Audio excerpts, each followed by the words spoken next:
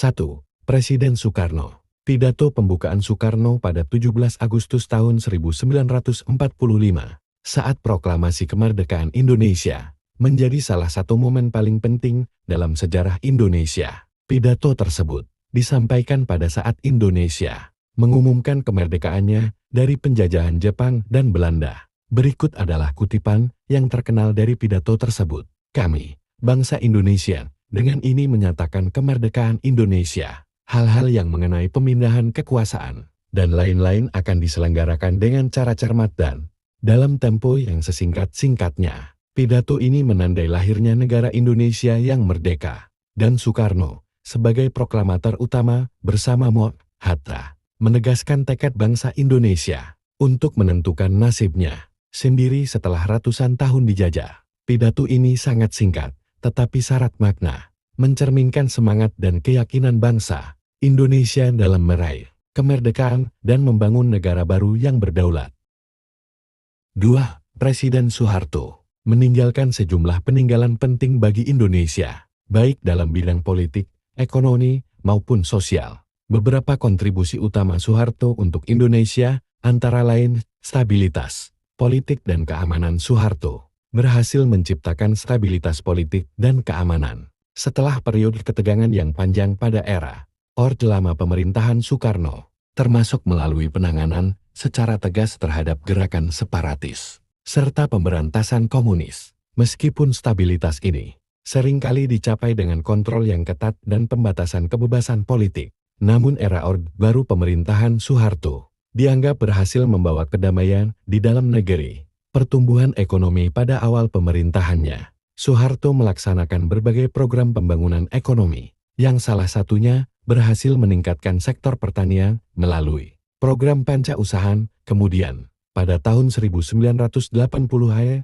dan tahun 1990-an, Indonesia mengalami pertumbuhan ekonomi yang signifikan berkat kebijakan industrialisasi, pembangunan infrastruktur, dan keterbukaan terhadap investasi asing. Program pembangunan ini mendukung Indonesia untuk berkembang menjadi negara dengan ekonomi terbesar di Asia Tenggara pada masanya. Pembangunan infrastruktur Soeharto juga terkenal karena fokusnya pada pembangunan infrastruktur seperti jalan raya, jembatan, pelabuhan, bandara, dan fasilitas lainnya yang mendukung perkembangan ekonomi. Proyek besar seperti pembangunan kompleks industri, pembangkit listrik, dan jaringan transportasi sangat penting untuk memfasilitasi pertumbuhan ekonomi Indonesia. Pemberdayaan sumber daya alam SDM selama pemerintahannya, Soeharto mengeksploitasi sumber daya alam Indonesia secara besar-besaran, terutama sektor minyak, gas, dan tambang. Hasil dari eksploitasi ini digunakan untuk mendanai pembangunan negara. Namun, ini juga menyebabkan ketergantungan besar pada sumber daya alam dan memperburuk masalah lingkungan. Kebijakan otonomi daerah. Meskipun selama era Orde Baru, pemerintahan sangat terpusat di Jakarta, Soeharto memulai beberapa kebijakan yang berujung pada desentralisasi dan otonomi daerah pada tahun 1999 setelah pengunduran dirinya. Hal ini membuka jalan bagi daerah untuk memiliki lebih banyak kontrol terhadap anggaran dan kebijakan lokal. Namun, kepemimpinan Soeharto juga banyak mendapat kritik terkait dengan pelanggaran hak asasi manusia, korupsi, dan otoritarianisme. Pemerintahannya sering dituduh memusatkan kekuasaan pada dirinya dan keluarganya, serta menekan oposisi politik. Soeharto mengundurkan diri pada tahun 1998 di tengah krisis ekonomi Asia yang melanda Indonesia dan menyebabkan kerusuhan besar. Setelah pengunduran dirinya, banyak yang menilai peninggalannya sangat kontroversial, dengan dampak yang masih dirasakan hingga kini. Peninggalan Soeharto terhadap Indonesia merupakan campuran antara kemajuan ekonomi dan pembangunan infrastruktur yang pesat, namun juga diwarnai oleh masalah korupsi, pelanggaran hak asasi manusia, dan ketimpangan sosial.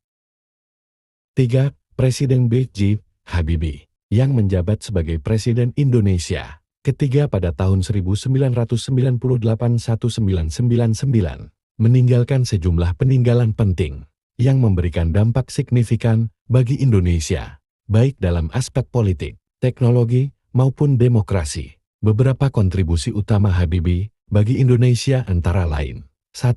Reformasi politik dan demokratisasi. Pelaksanaan pemilu tahun 1999, salah satu warisan terbesar Habibie adalah kontribusinya dalam membuka jalan bagi demokratisasi Indonesia pasca Orde Baru. Meskipun masa pemerintahannya singkat, Habibie memfasilitasi pelaksanaan pemilu 1999 yang bebas dan adil, yang menjadi pemilu pertama setelah lebih dari 3 dekade di bawah pemerintahan otoriter Soeharto. Reformasi konstitusi, Habibie juga memperkenalkan sejumlah perubahan penting dalam sistem politik Indonesia, termasuk amandemen Undang-Undang Dasar tahun 1945 yang memberikan landasan untuk pembatasan masa jabatan presiden, pemisahan kekuasaan yang lebih jelas, serta kebebasan pers dan kebebasan berorganisasi. Pencabutan surat perintah 11 Maret Supersemar. Habibie juga membatalkan keputusan politik yang memberikan presiden kekuasaan luar biasa yang telah digunakan oleh Soeharto untuk memerintah secara otoriter, yang dianggap sebagai simbol otoritarianisme. 2. Peran dalam reformasi ekonomi. Pada masa pemerintahan Habibie, Indonesia tengah dilanda krisis ekonomi akibat krisis finansial Asia tahun 1997 sampai tahun 1998. Habibie berusaha untuk melakukan stabilisasi ekonomi dengan kebijakan moneter yang ketat dan reformasi sektor perbankan.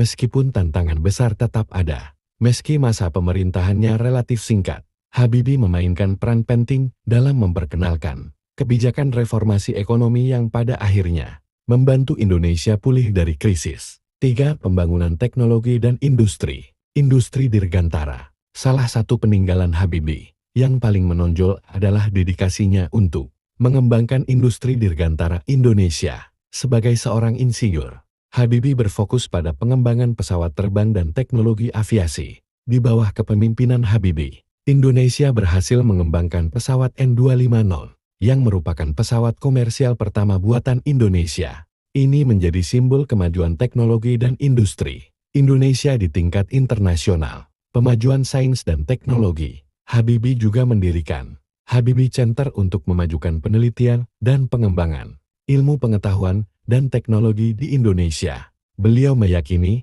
bahwa sains dan teknologi adalah kunci untuk kemajuan bangsa. 4.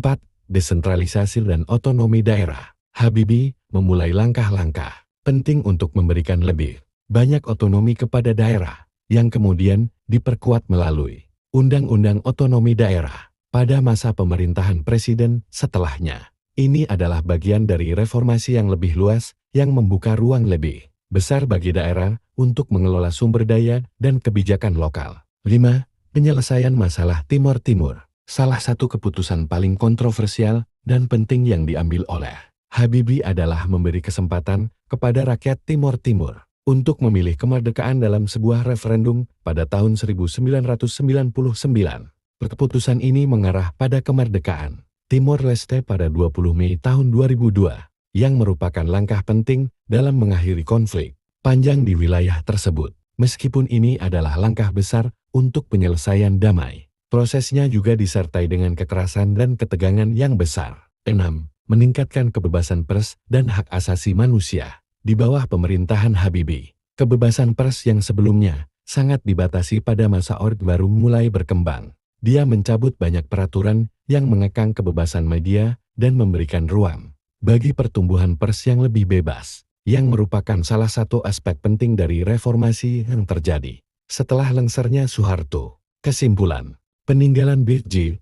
Habibie untuk Indonesia dapat dilihat sebagai sebuah upaya untuk memperkenalkan demokratisasi, memperkuat industri teknologi dan dirgantara, serta merespons tuntutan reformasi yang muncul setelah jatuhnya Orde Baru. Walaupun masa pemerintahannya singkat, keputusan-keputusan yang diambil Habibie membawa perubahan penting yang membuka jalan bagi Indonesia menuju era demokrasi dan pemerintahan yang lebih terbuka. Namun, seperti banyak pemimpin lainnya, warisannya juga memiliki tantangan dan kontroversi, terutama terkait dengan masalah ekonomi dan transisi politik yang terjadi pada masa transisi pasca Soeharto. 4.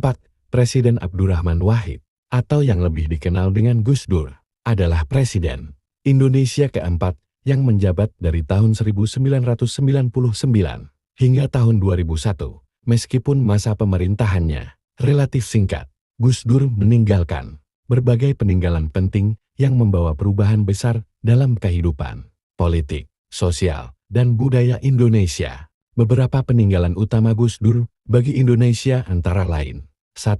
Peningkatan demokrasi dan kebebasan berpendapat. Gus Dur dikenal sebagai sosok yang sangat mendukung demokrasi, kebebasan berpendapat, dan hak asasi manusia. Selama pemerintahannya, ia memperkenalkan kebijakan yang membuka ruang bagi pluralitas dan kebebasan media. Gus Dur tidak ragu untuk mengkritik kebijakan atau praktek-praktek yang dianggapnya tidak sesuai dengan prinsip demokrasi dan keadilan. Reformasi politik. Gus Dur memperkenalkan kebijakan yang memperkuat demokrasi Indonesia, termasuk memberi kebebasan lebih besar kepada partai politik, organisasi masyarakat, dan media. Pada masa pemerintahannya, kebebasan pers berkembang pesat, dan banyak media yang sebelumnya dibatasi oleh Orde Baru, kini dapat beroperasi dengan lebih bebas. Pencabutan peraturan Orde Baru. Gus Dur mencabut berbagai kebijakan otoriter yang diwariskan dari masa Orde Baru, termasuk pencabutan ketentuan yang membatasi kebebasan berpendapat dan mendukung pluralisme dalam politik. 2. Perjuangan untuk toleransi dan pluralisme. Sebagai seorang tokoh yang sangat dihormati dalam komunitas Muslim Indonesia, Gus Dur secara konsisten memperjuangkan keberagaman dan toleransi antar agama, suku, dan budaya. Gus Dur menegaskan pentingnya masyarakat Indonesia yang pluralis, di mana semua kelompok etnis dan agama memiliki hak yang sama di mata negara. Pemajuan hak minoritas. Salah satu warisan terpenting Gus Dur adalah perjuangannya untuk hak-hak minoritas, termasuk hak-hak etnis, Tionghoa, dan agama-agama lain selain Islam. Ia menghapuskan kebijakan diskriminatif terhadap etnis Tionghoa dan mempromosikan penerimaan terhadap keragaman budaya dan agama di Indonesia. Pendekatan terhadap agama. Gus Dur dikenal sebagai seorang yang sangat toleran terhadap agama-agama lain dan mendorong Islam yang moderat dan terbuka. Dia juga mengkritik ekstremisme agama dan mendukung dialog antar agama. 3. Pembangunan nasional dan otonomi daerah. Gus Dur memperkenalkan langkah-langkah untuk mendalamkan otonomi daerah. Dia memahami bahwa desentralisasi adalah kunci untuk menciptakan pemerintahan yang lebih responsif dan sesuai dengan kebutuhan daerah. Meskipun ia tidak dapat menyelesaikan semua tugas dalam hal ini, masa pemerintahannya membuka jalan bagi reformasi otonomi daerah yang lebih lanjut di era pasca Gus Dur. Pemberian otonomi kepada daerah. Gus Dur mendukung pemberian otonomi lebih besar kepada daerah-daerah, yang pada akhirnya menjadi dasar bagi implementasi Undang-Undang Otonomi Daerah di masa pemerintahan setelahnya. Langkah ini bertujuan untuk menciptakan pemerintahan yang lebih dekat dengan rakyat. 4. Penyelesaian masalah Timor Timur. Selama pemerintahan Gus Dur, Indonesia akhirnya secara resmi mengakui kemerdekaan Timor Leste. Gus Dur berperan dalam menyelesaikan masalah Timor Timur dengan cara yang lebih damai dan demokratis, memberikan kesempatan bagi rakyat Timor Leste untuk menentukan nasib mereka sendiri melalui referendum mengakui kemerdekaan Timor Leste pada tahun 2001. Di bawah kepemimpinan Gus Dur, Indonesia secara resmi mengakui kemerdekaan Timor Leste. Setelah adanya referendumnya pada tahun 1999, ini merupakan langkah penting dalam proses perdamaian dan rekonsiliasi dengan negara yang baru merdeka itu. 5. Pembangunan ekonomi dan penanggulangan krisis. Gus Dur menjabat Indonesia di tengah masa krisis ekonomi yang serius. Pasca krisis finansial Asia, tahun 1997 sampai tahun 1998, meskipun masa pemerintahannya singkat, Gus Dur berusaha untuk memulihkan ekonomi Indonesia. Meskipun tantangan berat tetap ada, stabilitas ekonomi, meskipun tidak sepenuhnya berhasil mengatasi krisis ekonomi dalam masa pemerintahannya, Gus Dur berusaha untuk mendorong pertumbuhan ekonomi yang lebih inklusif dengan kebijakan yang lebih memperhatikan rakyat kecil. Salah satu kebijakannya adalah upaya untuk menanggulangi utang luar negeri Indonesia dengan cara yang lebih transparan. 6. Pengakuan terhadap hak-hak buruh dan perlindungan sosial. Gus Dur sangat memperhatikan kesejahteraan buruh dan masyarakat kelas bawah. Ia mendorong untuk peningkatan upah dan perlindungan sosial bagi pekerja dan petani. meskipun situasi politik dan ekonomi saat itu tidak mendukung untuk implementasi sepenuhnya. 7. Meningkatkan keterbukaan dalam pemerintahan. Gus Dur juga dikenal karena pendekatannya yang lebih terbuka dalam pemerintahan, termasuk dalam pengelolaan negara. Ia mempromosikan transparansi dalam administrasi negara dan berusaha untuk mengurangi praktik korupsi yang merajalela di masa Orde Baru. Kesimpulan, peninggalan Gus Dur untuk Indonesia sangat beragam dan mencakup banyak aspek penting, dari demokratisasi, pluralisme, hingga upaya memperbaiki hubungan dengan negara-negara tetangga dan menyelesaikan konflik. Meskipun pemerintahannya singkat dan penuh tantangan, Gus Dur meninggalkan warisan sebagai seorang pemimpin yang memperjuangkan demokrasi, hak asasi manusia, dan toleransi di Indonesia. Pemikiran dan tindakannya masih sangat relevan dalam membentuk arah politik dan sosial Indonesia hingga kini. Kelima, Presiden Megawati Soekarno Putri, Presiden Indonesia kelima yang menjabat dari 2001 hingga 2004, memiliki sejumlah peninggalan penting yang memberikan dampak pada politik, ekonomi, dan sosial Indonesia. Berikut adalah beberapa kontribusi utama Megawati untuk Indonesia. 1. Stabilitas politik dan pemulihan pasca krisis. Megawati mengambil alih kepemimpinan Indonesia setelah periode krisis ekonomi dan ketegangan politik pasca Soeharto. Meskipun masa transisi cukup sulit, Megawati berhasil menjaga stabilitas politik negara dan memperkuat legitimasi pemerintahan. Setelah pergantian presiden yang tidak biasa, pemulihan kepercayaan publik setelah krisis multidimensi yang melanda Indonesia pada akhir tahun 1990-an, Megawati berperan dalam mengembalikan rasa, stabilitas dan kepercayaan publik terhadap pemerintahan. Meskipun banyak tantangan, ia berhasil menjaga kohesi politik dan sosial, dan Indonesia mengalami pemulihan perlahan setelah krisis ekonomi. Pemulihan sistem demokrasi. Pada masa kepemimpinannya, Megawati memimpin Indonesia melalui tahapan awal era reformasi dengan terus mendukung proses demokratisasi. Ia bekerja untuk memperkuat sistem multipartai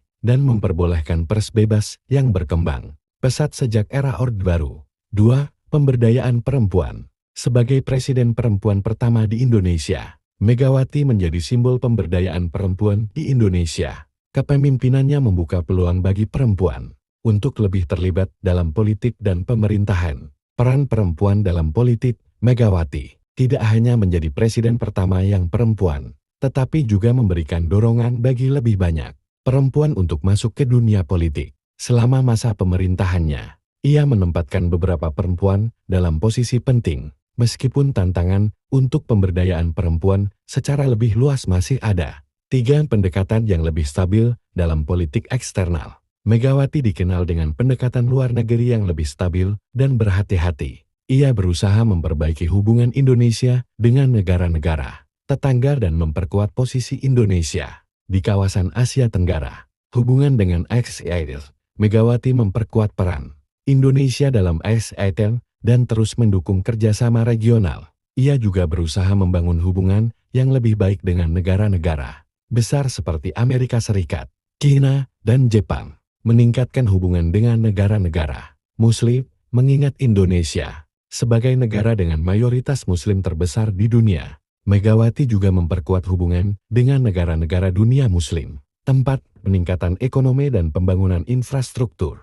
Megawati berperan dalam mengarahkan Indonesia menuju pemulihan ekonomi pasca krisis 1998 pada masa pemerintahannya. Meskipun Indonesia masih menghadapi tantangan ekonomi yang signifikan, terdapat beberapa langkah untuk memperkuat ekonomi nasional. Pertumbuhan ekonomi positif. Megawati berhasil memulihkan ekonomi Indonesia setelah krisis tahun 1997 sampai tahun 1998.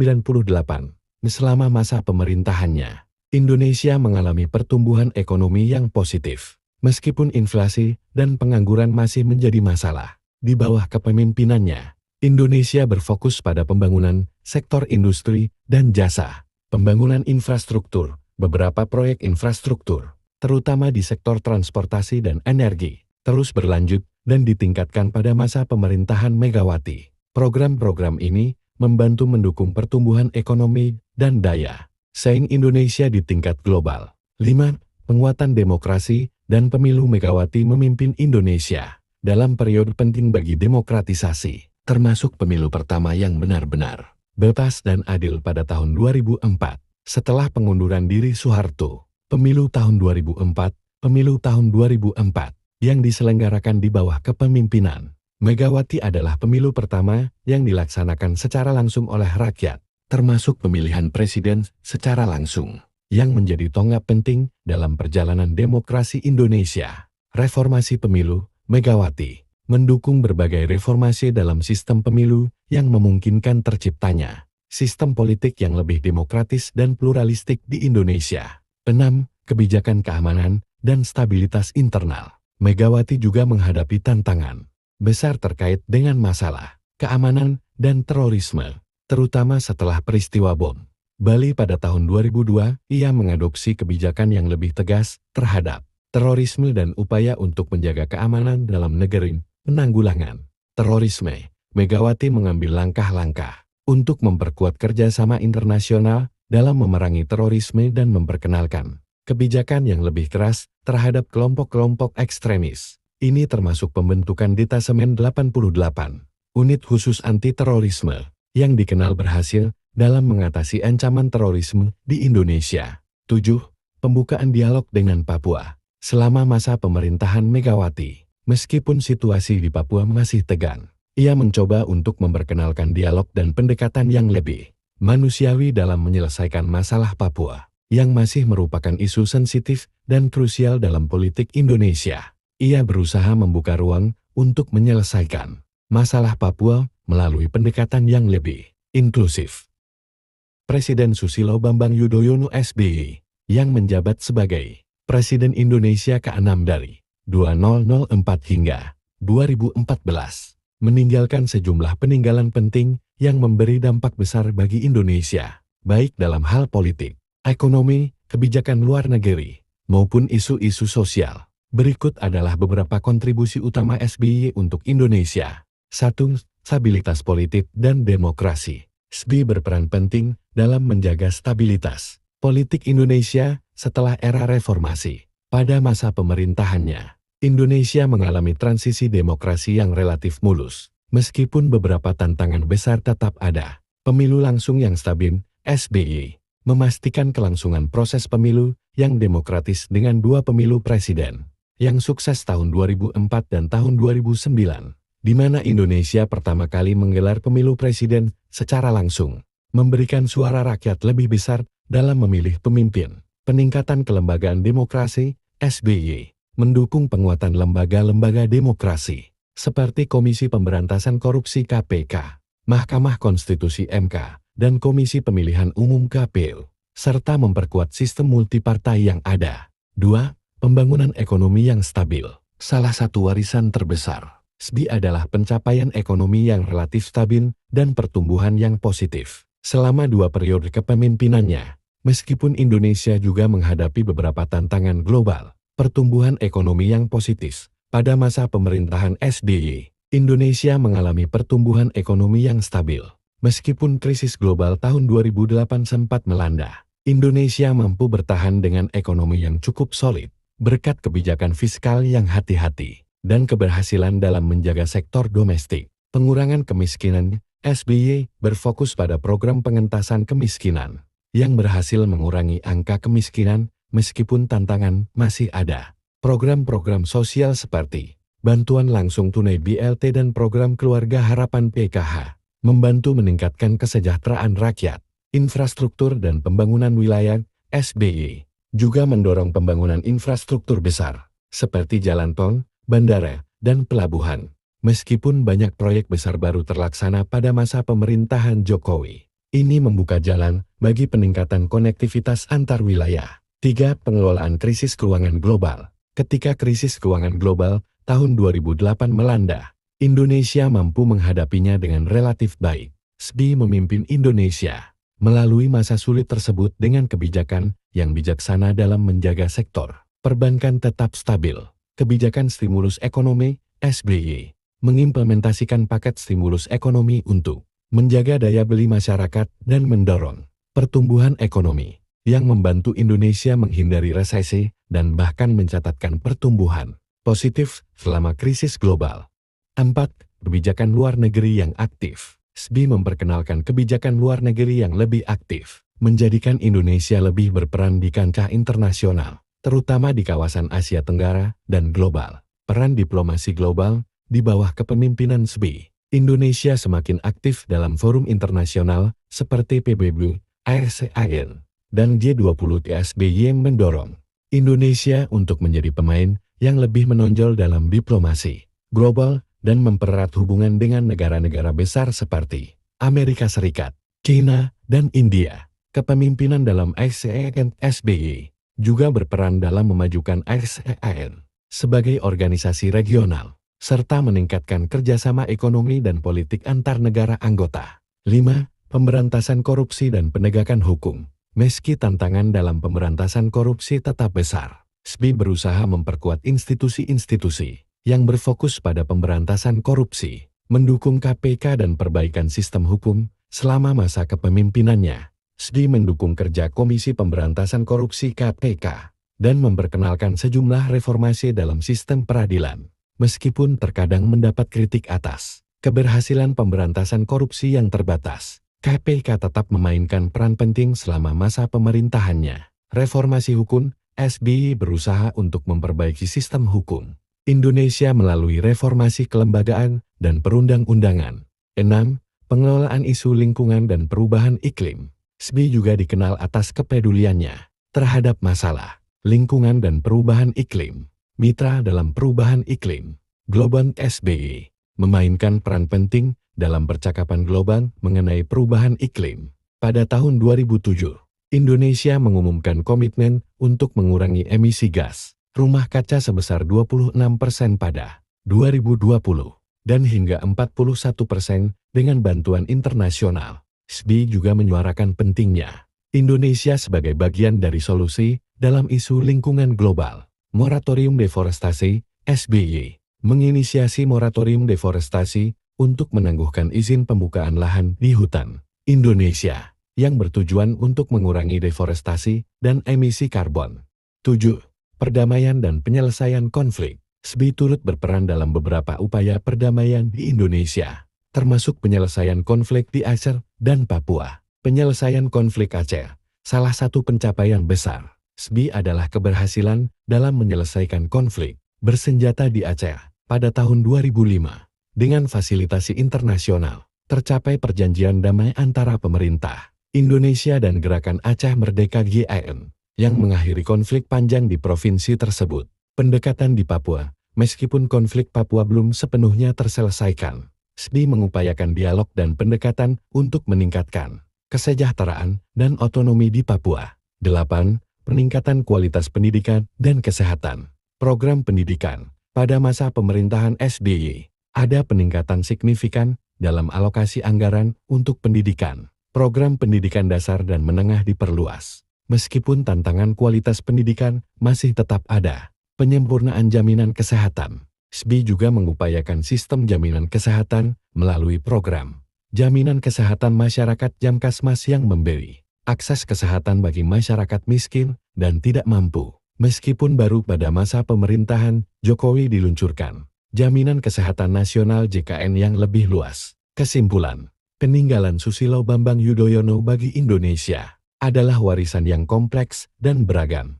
Di satu sisi, ia berhasil membawa Indonesia menuju stabilitas politik dan pertumbuhan ekonomi yang relatif solid setelah krisis. Di sisi lain, tantangan dalam pemberantasan korupsi, penyelesaian masalah lingkungan, dan ketimpangan sosial tetap menjadi pekerjaan rumah besar. Namun, dalam banyak aspek, seperti kebijakan luar negeri yang lebih aktif, penyelesaian konflik Aceh, serta pembangunan infrastruktur, SBY meninggalkan bekas yang signifikan dalam perjalanan Indonesia di abad ke-21.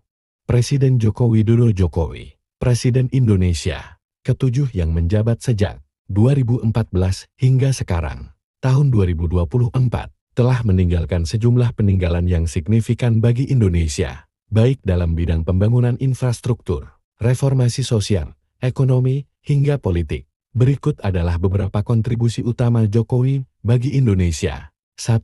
Pembangunan infrastruktur yang masif. Salah satu warisan terbesar Jokowi adalah pembangunan infrastruktur besar-besaran yang telah mengubah wajah Indonesia. Di bawah kepemimpinannya, Indonesia mengalami pembangunan infrastruktur yang masif di berbagai sektor, termasuk transportasi, energi, dan fasilitas publik. Proyek infrastruktur besar, Jokowi memprioritaskan pembangunan jalan tol, bandara, pelabuhan, dan jalur kereta api. Beberapa proyek besar yang menjadi ikon dari pemerintahan Jokowi antara lain Tol Trans Sumatera dan Tol Trans Jawa, membangun jaringan jalan tol yang menghubungkan berbagai wilayah di Indonesia, meningkatkan konektivitas antar provinsi, Bandara Internasional Soekarno-Hatta Terminal 3 dan Bandara Yogyakarta Internasional, mengembangkan dan memperluas kapasitas bandara untuk mendukung pertumbuhan sektor pariwisata dan ekonomi. Kereta cepat Jakarta-Bandung, meskipun masih dalam pembangunan,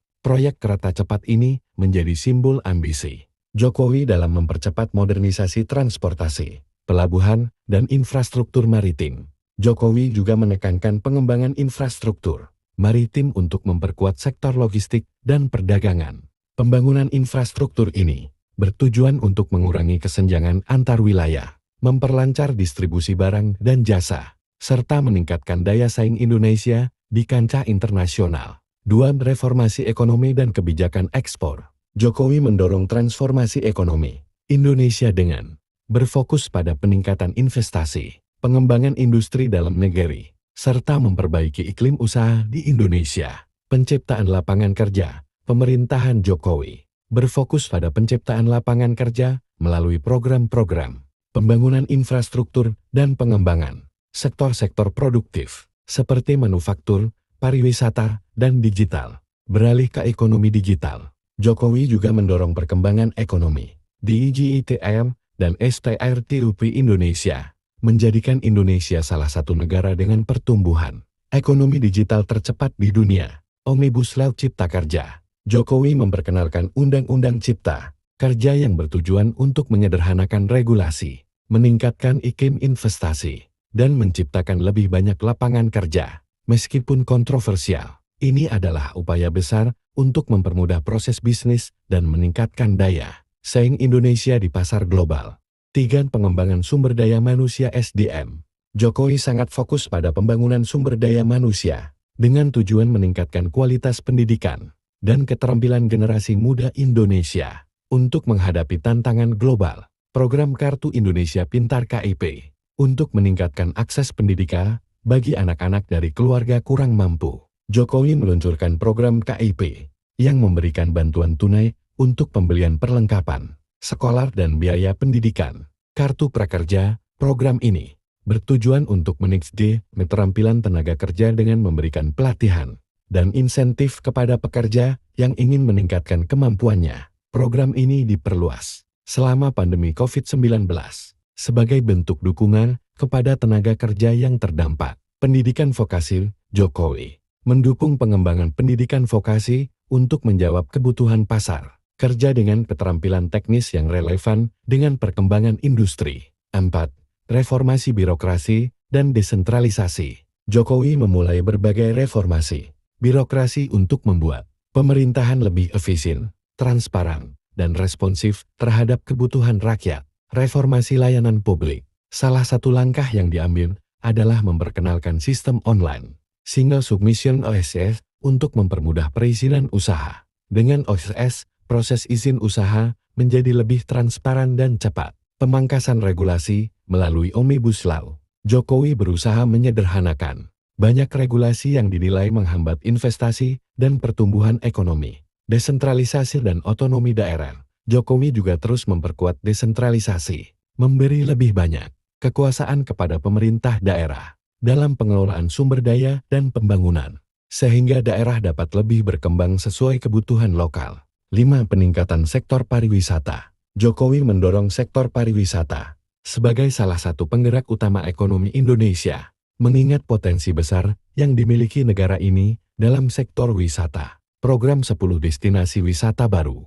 Salah satu upaya besar Jokowi adalah memperkenalkan program 10 Bali baru yang bertujuan mengembangkan destinasi wisata selain Bali agar Indonesia lebih dikenal sebagai tujuan wisata global. peningkatan infrastruktur pariwisata, pembangunan infrastruktur untuk mendukung pariwisata, seperti pengembangan bandara dan akses transportasi ke destinasi wisata, semakin digencarkan untuk menarik wisatawan domestik dan mancanegara. 6. Pemberantasan korupsi dan transparansi. Jokowi berkomitmen untuk terus mendukung pemberantasan korupsi melalui penguatan lembaga-lembaga penegak hukum. Dukungan terhadap KPK. Jokowi mendukung Komisi Pemberantasan Korupsi KPK dalam melaksanakan tugasnya, meskipun kontroversi terkait penguatan KPK dan beberapa kebijakan mengenai lembaga tersebut sering menjadi perdebatan publik. Peningkatan transparansi pemerintah. Jokowi memperkenalkan berbagai kebijakan untuk memperbaiki tata kelola pemerintahan dan mendukung penggunaan teknologi dalam proses administrasi negara, termasuk e-budgeting dan e-procurement. 7. Pengelolaan pandemi COVID-19. Salah satu tantangan terbesar bagi pemerintahan Jokowi adalah pengelolaan pandemi COVID-19 yang melanda Indonesia mulai tahun 2020.